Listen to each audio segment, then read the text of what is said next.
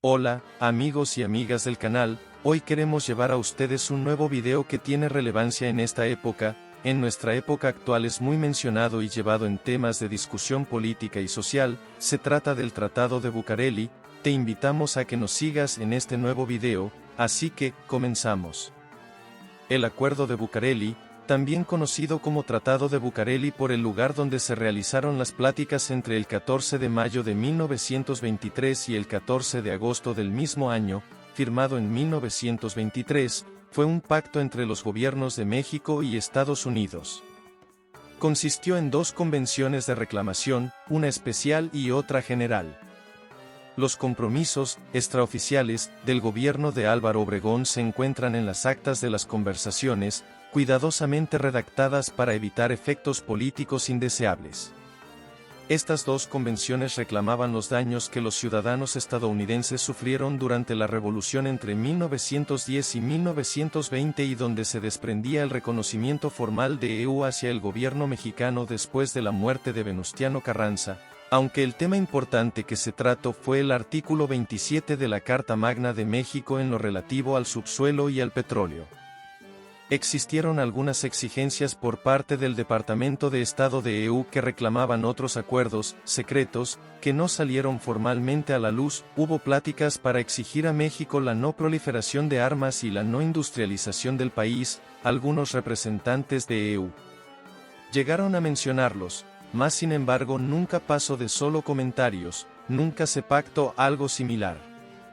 El 21 de mayo de 1920, un grupo de hombres armados, liderados por Rodolfo Herrero, asesinaron a Venustiano Carranza en Tlaxcalantongo, Puebla. Su fallecimiento influyó en los acontecimientos siguientes. Por un lado, Adolfo de la Huerta ejerció el poder ejecutivo de manera interina, de junio a diciembre, y convocó a elecciones para elegir al nuevo presidente. Por otro lado, la muerte de Carranza representó el fin de la Revolución Mexicana, 1910 a 1920, e inauguraba una nueva etapa en la historia de México, el fin de la guerra civil para que se establecieran los miembros de la rebelión de Agua Prieta. Entre ellos encontramos a Álvaro Obregón y Plutarco Elías Calles, quienes serían los próximos presidentes de México. El 1 de diciembre de 1921, el general Álvaro Obregón asumió la presidencia. Su mandato se encontró en un ambiente tenso en las relaciones entre México y Estados Unidos porque los gobiernos revolucionarios no otorgaron un trato a favor de las compañías explotadoras de petróleo, estadounidenses en su mayoría.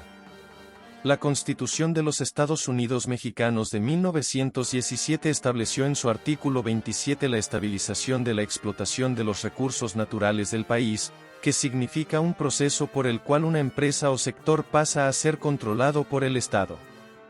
De ahí que los empresarios fueron a quejarse ante su gobierno aludiendo graves pérdidas y daños en sus empresas petroleras. Obregón pensaba que México necesitaba de inversión extranjera para reconstruir la economía del país, pues había varios daños causados durante la Revolución Mexicana.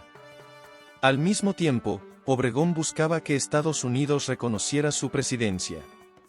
Sin embargo, el presidente estadounidense Calvin Coolidge condicionaba el reconocimiento a una condición, el establecimiento de un tratado entre los dos países, donde México garantizaría los derechos de propiedad de los extranjeros y de sus compañías petroleras en territorio mexicano. Así que, el 13 de agosto de 1923, los representantes del gobierno mexicano y estadounidense se reunieron en un antiguo edificio en la calle de Bucareli número 85, en la Ciudad de México. El objetivo era negociar la compensación de las pérdidas de propiedades de colonos estadounidenses durante la Revolución Mexicana de 1910 a 1920. Para ello, Obregón convenció a la Suprema Corte de Justicia de la Nación de dictaminar que el artículo 27 constitucional solo podía referirse, en cuestiones de explotación de bienes nacionales, a los procesos posteriores a 1917, por lo cual los daños debían resarcirse. Dentro del tratado se acordó lo siguiente. Las propiedades agrícolas expropiadas a estadounidenses menores a 1.755 hectáreas se pagarían con bonos. Para propiedades que rebasaran dicha extensión, el pago sería de inmediato y al contado. Se integraría una comisión encargada de revisar las reclamaciones pendientes a partir de 1868, las originadas por la Revolución se resolverían aparte. Con relación al petróleo, el artículo 27 no era retroactivo para los estadounidenses que hubieran adquirido sus concesiones antes de 1917, lo que les permitía seguir explotando el hidrocarburo. Un tema importante del tratado era la abolición del artículo 27 de la Constitución Política Mexicana, el cual establecía la soberanía económica y la propiedad de la nación sobre el suelo, subsuelo y litorales, la capacidad de imponer modalidades a la propiedad privada, y a las bases para la expropiación. Ante lo cual EUA discutía que no fuera retroactivo para las petroleras americanas.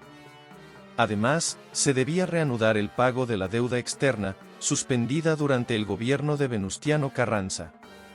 Si bien es cierto que los Congresos de Estados Unidos y México no refrendaron el tratado, por lo cual desde la cuestión legal se consideraba nulo. Aún así, la Suprema Corte de Justicia de México concedió un amparo a ciudadanos y empresas de los Estados Unidos, que les dio un tiempo de 15 años para mudar sus inversiones petroleras a Venezuela, lo cual no sucedió. Al respecto, el secretario de Hacienda, Adolfo de la Huerta, consideró que el tratado era una traición a la soberanía nacional. También coincidieron los opositores a Obregón, consideraron el tratado como traición a la patria por comprometer el desarrollo económico y político del país a cambio de obtener el reconocimiento diplomático de Estados Unidos, por el cual se obtendría apoyo financiero, militar, tecnológico y el reconocimiento de la comunidad internacional. Sin embargo, el temor de una posible dependencia económica y política de Estados Unidos, entreguista por parte de Obregón, se vio rebasada y favorecida sistemáticamente por los gobiernos post-revolucionarios, sin mencionar la presidencia de Lázaro Cárdenas, durante el 20 y 21 y, a casi un siglo de la reunión en Bucareli, después de 99 años de la firma de los tratados, en el gobierno neoliberal mexicano, se han vulnerado los derechos de los mexicanos debido a que en la actualidad, la política alrededor del petróleo y de los recursos naturales del país han llevado a favorecer a las industrias extractoras de los recursos naturales. La revisión más profunda de este tema y de lo que se venía llevando a cabo alrededor de estas circunstancias prevalecientes en la época, la Primera Guerra Mundial, el auge de la economía mundial liderada por EU, el surgimiento de la Unión Soviética y la lucha por el poder en México hacen muy polémica esta etapa de la construcción política y económica nacional. Fue la nacionalización de la industria petrolera en 1938 el fin de los tratados de Bucareli o sigue hasta nuestra época. Comenta y por favor coméntanos qué más quieres saber sobre este tema. Suscríbete, danos me gusta, en verdad nos ayuda mucho para continuar con nuestro trabajo y toca la campanita para que te lleguen nuevos videos. Hasta la próxima.